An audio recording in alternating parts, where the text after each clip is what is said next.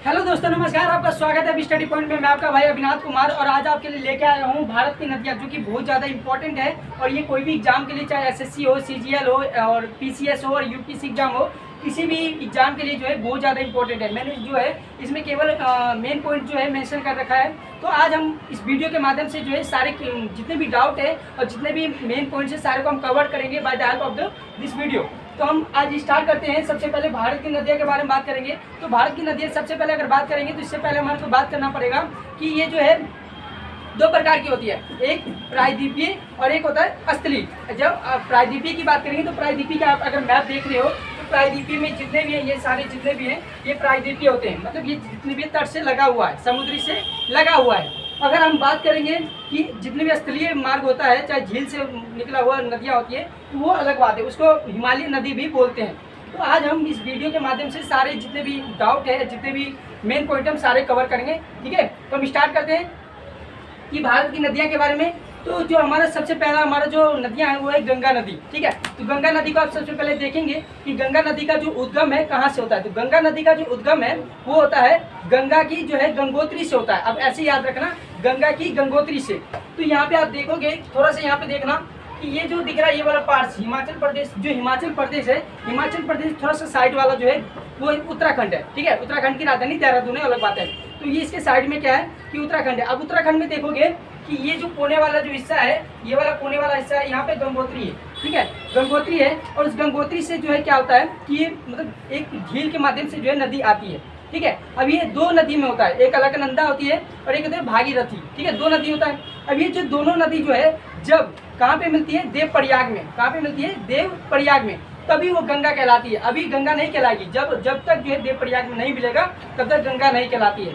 ठीक है, तो हम बात करेंगे कि उद्गम स्थान की बात करते हैं। इसकी उद्गम स्थान जो है कहाँ से, उत्तराखंड से है इसका। ठीक है, उद्गम स्थान जो है उत्तराखंड के कहाँ से, गंगोत्री से, ग्लेशियर से निकलती है और ये बढ़ जाती है दो पार्ट में, एक भागीरथी होता है, एक अलकनंदा होता है। अब अलकनंदा के भी दो सहायक नदी है, एक पिंडार है, एक मंदाकिनी है। ठीक है, दो है। ठीक है, और जब ये देव प्रयाग में इसका कॉम्बिनेशन जब देव प्रयाग में मिलती है तो ये क्या कहलाती है, गंगा कहलाती है। ठीक है, अब हम बात करते हैं यमुना। अब क्या होता है कि आप इधर आ जाए, थोड़ा सा ये आप इधर देखोगे कि ये जहाँ पे प्रयागराज है, प्रयागराज में क्या होता है कि जो यमुना जो है गंगा में जब मिलती है, सहायक नदियाँ हैं, जब उसमें मिलती है तो क्या होता है, तो वो इसको जो है यूपी में, उत्तर प्रदेश में जो इसको संगम या प्रयाग के नाम से जाना जाता है। इतना आप ध्यान रखना। इसमें केवल ये ध्यान रखना है कि निकलती कहाँ पे है, तो ये निकलती जो है, ये निकलती है कहाँ से, गंगोत्री से। ये दो उसमें डिवाइड हो जाती है, भागीरथी एक अलकनंदा। ठीक है, और ये जब वो देव प्रयाग में मिलता है, देव प्रयाग में जब मिलता है तो इसको बोलते हैं गंगा कहते हैं। अब ये फिर क्या होता है, यमुना जो है गंगा में मिलती है। ठीक है, तो इसको संगम कहते हैं। फिर संगम कहने के बाद जो दूसरा कहते हैं प्रयाग कहते हैं। ठीक है, जब अब ये ध्यान देखना, ये जो गंगा है, जो गंगा जो यहाँ से निकलती है, ये वाला जो निकलती है और ये जो बांग्लादेश में जब जाती है इसको बोलते हैं पद्मा। क्या बोलते हैं, पद्मा बोलते हैं। यानी कि जो गंगा जो है उत्तराखंड से चल के जितने भी बह के जो है जब बांग्लादेश में गिरती है तो इसको क्या बोलते हैं, पद्मा। क्या बोलते हैं, पद्मा। देखिए आप यहाँ पे देखेंगे कि ये वाला जहाँ पे मैं सर्कल कर रहा हूँ, गोला कर रहा हूँ, इसको बोलते हैं पद्मा। ठीक है, अब देखेंगे पद्मा बोलते हैं। अब जब ब्रह्मपुत्र, अब देखना ब्रह्मपुत्र और गंगा जब मिलता है आपस में तो इसको मेघना बोलते हैं। क्या बोलते हैं, मेघना। ये जो है मेघना कहाँ बनाती है, ये वाला जो पार्ट है, ये वाला पार्ट जो है, ये वाला पार्ट जब यहाँ मिलाती है, दोनों आपस में मिलते हैं तो इसको मेघना बोलते हैं। ठीक है, अब गंगा, इसकी लंबाई की बात कर लेते हैं। तो हम इसकी अगर लंबाई की बात करें तो कितना है, 2525 है टोटल, जो इसका 2525 है टोटल लंबाई जो है 2525 है। और भारत में बात करेंगे तो 2510 है इसकी। ठीक है, अगर हम इसकी अब देखना, ध्यान देना, सबसे इम्पोर्टेंट पॉइंट है कि ये जो है गंगा क्या करती है, सुंदर जो है ये क्या करती है कि गंगा और ब्रह्मपुत्र जो है सुंदरवन डेल्टा का निर्माण करती है। ठीक है, सबसे इम्पोर्टेंट है, बंगाल में करती है, सुंदरवन डेल्टा का निर्माण करती है। और इसकी सहायक नदियाँ क्या कौन कौन सी हो सकती हैं, अगर आप देखोगे कि सहायक नदियाँ जो है इसके आसपास कौन कौन सा आ सकता है, इसके आसपास जो है यमुना आएगा। ठीक है, सोन आएगा, इसके आसपास जो बता रहा हूँ मैं, यमुना आएगा, सोन आएगा, कोशी आएगा। ठीक है, और इसमें जो है गंडक और घाघरा आएगा। ठीक है, चार नदी आपको याद करने, सबसे इंपॉर्टेंट जो है गंडक, घाघरा, सोन और यमुना, ये सब है, कोशी है। ठीक है, अगर हम गंगा को देखो, अब गंगा को जो है मोक्ष दामिनी भी बोला जाता है या मोक्ष दाहिनी भी बोला जाता है। क्यों, ये ऐसा माना जाता है कि गंगा में क्या होता है कि कोई भी अगर पाप कर रखे हो तो नहाते तो धुल जाती है, वो अलग बात है, वो मिथ की ये बात है।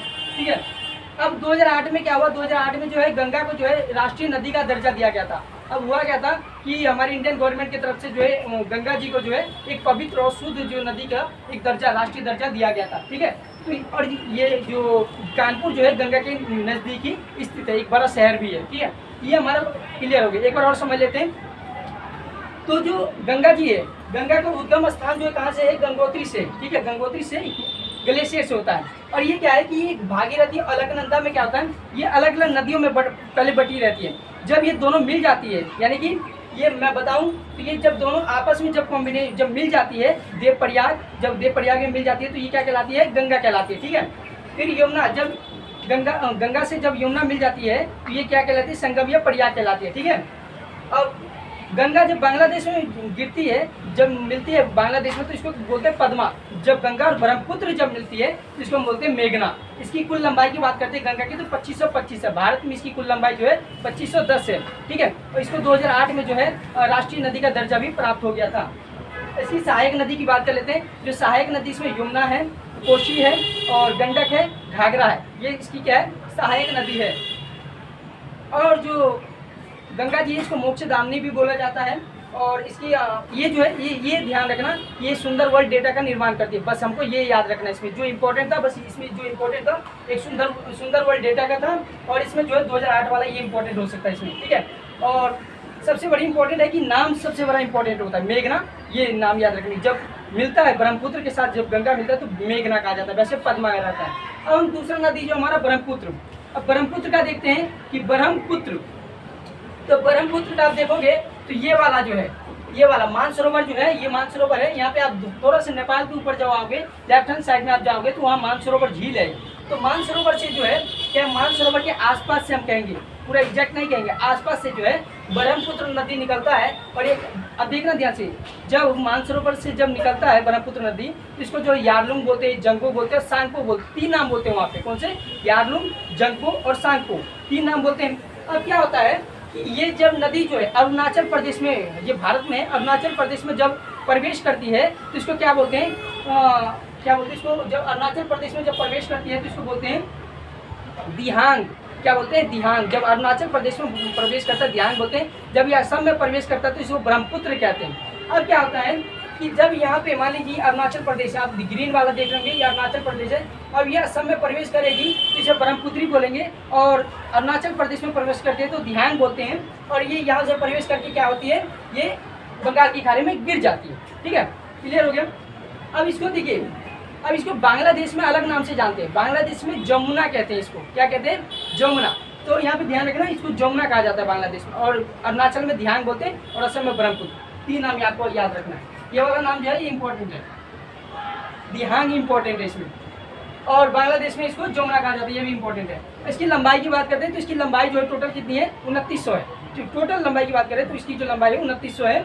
और भारत में इसका जो है केवल 916 किलोमीटर है। ये इंपॉर्टेंट रखना है, एक डेट ये भी है, ये जो इंपॉर्टेंट है, जो भारत में कितनी इसकी, भारत में केवल 916 है किलोमीटर। और इसकी सहायक नदी कौन सी, ये इंपॉर्टेंट है। सहायक नदी की बात करेंगे तो सबसे पहले स्वर्णसिरी से आपको एक याद आना चाहिए, स्वर्ण मंदिर भी है पंजाब में, ऐसे याद कर लेना, स्वर्णसिरी। एक तीस्ता नदी, ये इंपॉर्टेंट है, तीस्ता नदी भी इंपॉर्टेंट है। बूढ़ी दिहांग भी इंपॉर्टेंट है। एक लोहित को जो है खून का नदी कहा जाता है। ऐसा माना जाता है कि उसमें ज़्यादातर जो पर्सन है, ज़्यादातर जो लोग हैं उसमें डूब जाते हैं, मर जाते हैं, तो इसीलिए जो है इसको खून का नदी भी कहा जाता है, ठीक है।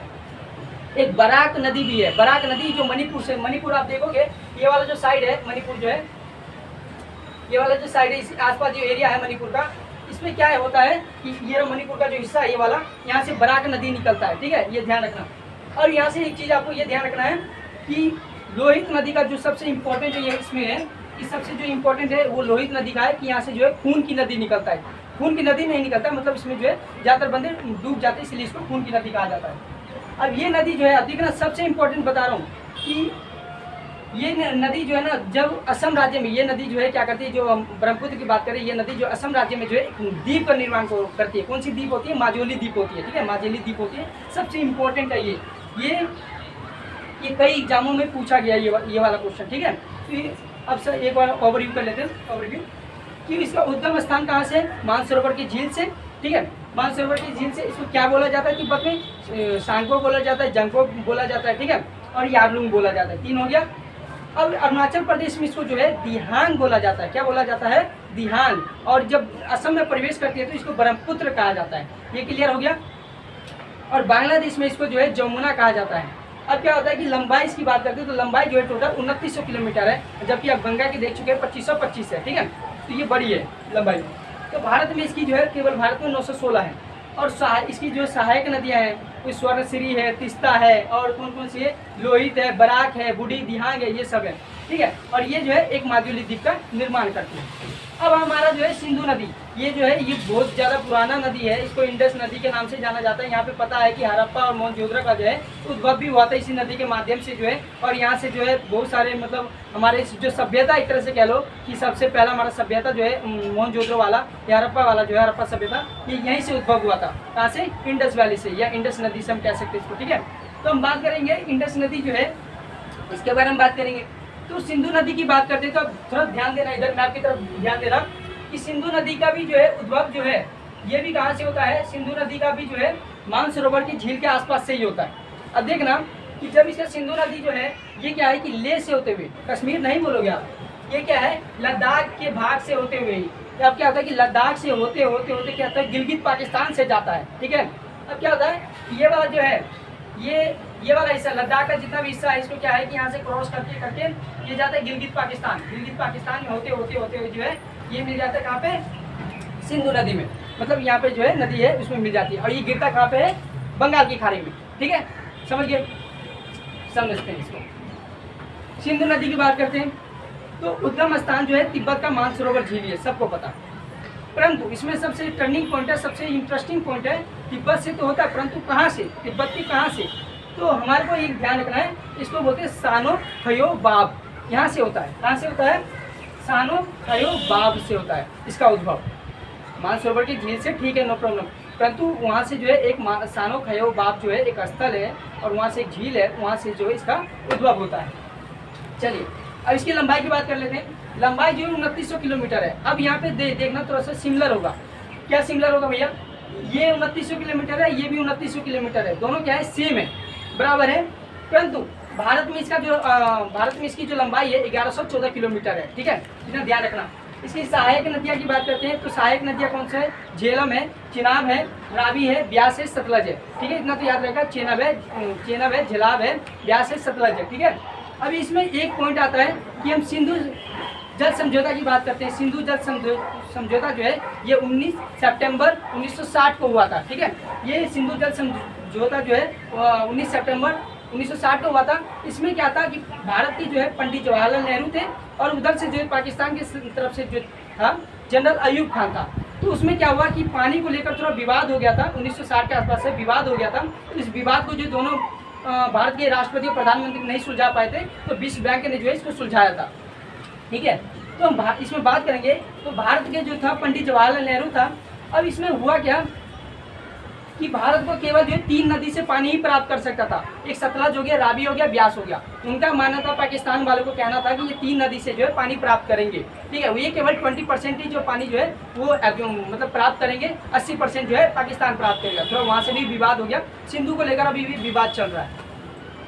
तो हम भारत को केवल जो है सतलुज, रावी और ब्यास 3 नदी जो है उसका हम इस्तेमाल कर रहे हैं, अभी भी कर रहे हैं। और इसका जो है पानी का 20% यानी कि 20% जो है इस पानी का हम इस्तेमाल कर रहे हैं और बाकी 80% जो है वो कौन? पाकिस्तान कर रहा है। ठीक है, तो पाकिस्तान का देखते हैं। तो पाकिस्तान में जो वहाँ पे जो जनरल अयूब खान थे उनका वो नेतृत्व कर रहे थे, पाकिस्तान का लीड कर रहे थे। और इसको भी जो केवल 3 नदियाँ थी, कौन कौन सी नदियाँ थी उसकी?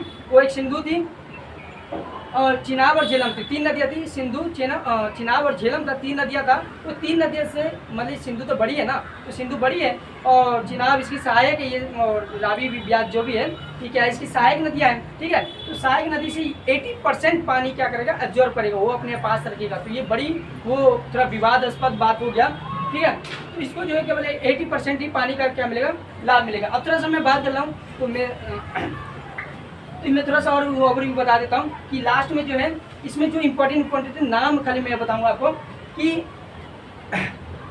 जब देव प्रयाग में मिलते हैं तो इसको गंगा कहती है और इसको जो है संगम या प्रयाग कहते हैं, इलाहाबाद में कहते हैं। और पद्मा जो है बांग्लादेश में मिलती है तब कहते हैं। और ब्रह्मपुत्र गंगा जब मिलती है तो इसको क्या बोलते हैं? पद्मा कहा जाता है। और इसको लोहित को खून की नदी कहा जाता है। और ये अरुणाचल में दिहांग कहा जाता है, असम में ब्रह्मपुत्र कहा जाता है। और एक जो असम राज्य में एक माजुली द्वीप का निर्माण भी करती है। और यहाँ पे जो है 1960 में आपको ध्यान रखना कि एक समझौता हुआ था, ठीक है, समझौता अक्टूबर। और लास्ट में अगर मेरी वीडियो अच्छी लगे तो लाइक शेयर कमेंट जरूर करें। Thank you.